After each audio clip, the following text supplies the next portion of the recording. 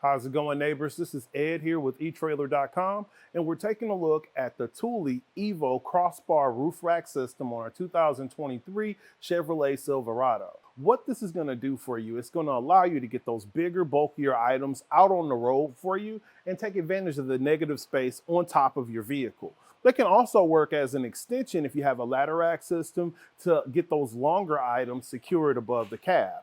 Adding a roof rack to the top of your Silverado is going to give you the flexibility to use rooftop accessories. So cargo baskets like the Yakima Skinny Warrior here, or you can have a rooftop kayak or bike carrier, or an enclosed cargo box. It gives you a lot of options and tie down points to get things on the roof so you can maximize the cargo you carry. Taking a look from the rooftop to the bottom of our bar, we're right at 3 inches, and that is kind of a tight clearance. You just want to make sure you have space for the hooks and brackets that may slide underneath to wrap around your bar. However, the bar itself is an aerial bar, so that's going to help reduce wind noise, and it's going to work with most rooftop accessories. Our weight capacity is right at 220 pounds, making it a very capable set. However, you want to make sure you're checking your owner's manual to ensure that you're within the capacities for your roof. As far as the height that you're going to add to the top of your Silverado, it's about 5.5 inches. So you're going to take that 5.5 inches and add that to the height of whatever accessory you add. And keep that in mind as far as coming out of your garage, going through fast food drive-thrus or parking garages. Because some people like to load up inside in the garage, and I'd hate for you to have to load up, find you can't get out, unload, then have to load again. Our towers are made of a UV resistant material that's going to hold up against the elements and being on top of your vehicle, and your cover is lockable. Now, if you want an extra measure of security, you can actually add on Thule metal lock cores and have them keyed alike for both the front and rear, and that's going to give you an extra measure of security. And our wing bar has a T-track slot on the very top that also has a weather strip on the inside. What's cool about the weather strip with this one, it doesn't require you to trim it. You're able to slide your accessories down and get them positioned where you need. With the others where you actually have to trim it to fit in whatever your accessories are, you could possibly mismeasure and have gaps that creates more of a whistle, where this is going to wrap around whatever you feed down the track. In my experience here at eTrailer, I've worked in our customer service department, speaking to neighbors just like you. And I've found that with Thule, because they are an international company, their instructions kind of can leave people a little lost because they're reliant on photos versus words, just because it covers, a universal language of sight. So what you're going to do, I'm just going to give you a little bit of an insight as far as how you're going to install it with your measurements. Your first measurement is going to go from the top of your windshield to the front of your foot pad, and then your second measurement is going to go from the front of your crossbar to the front of your rear crossbar.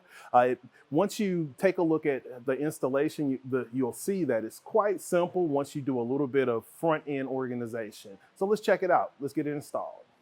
So we're going to start our installation by laying everything out.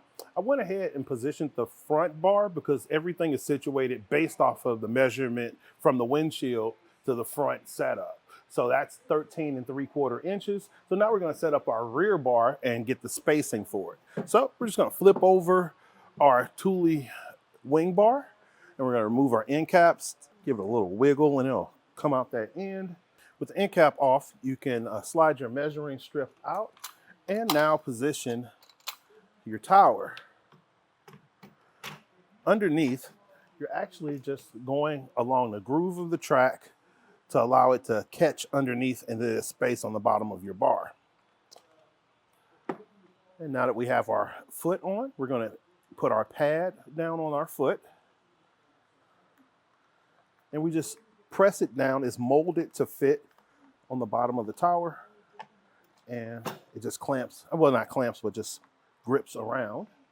And lastly, we're going to make sure that we have the 554 clamp, and those are going to be your rear. You have hooks on the inside, so what you're doing is grabbing a bar on the inside of the tower. It's going to click, and now you're in position. So now I'm going to slide on the other side and grab my tape measure and make sure we have that correct spread between the towers. Now that we have our feet installed and we got a measurement for their positioning, we're going to take our bar and go up to the top of the truck. We're also going to still need our tape measure to make sure we get the proper spacing. So now we're going to take our bar and just place it on top of our truck, and just being careful of the finish on the paint and just rest it on top. Now we're going to grab our tape measure and we're going to get our distances for our crossbar spread. Now we're going to take our tape and we're going to measure from the front of our crossbar to the front of our crossbar, and we're going to be at 28 3/4 inches to be appropriate spread.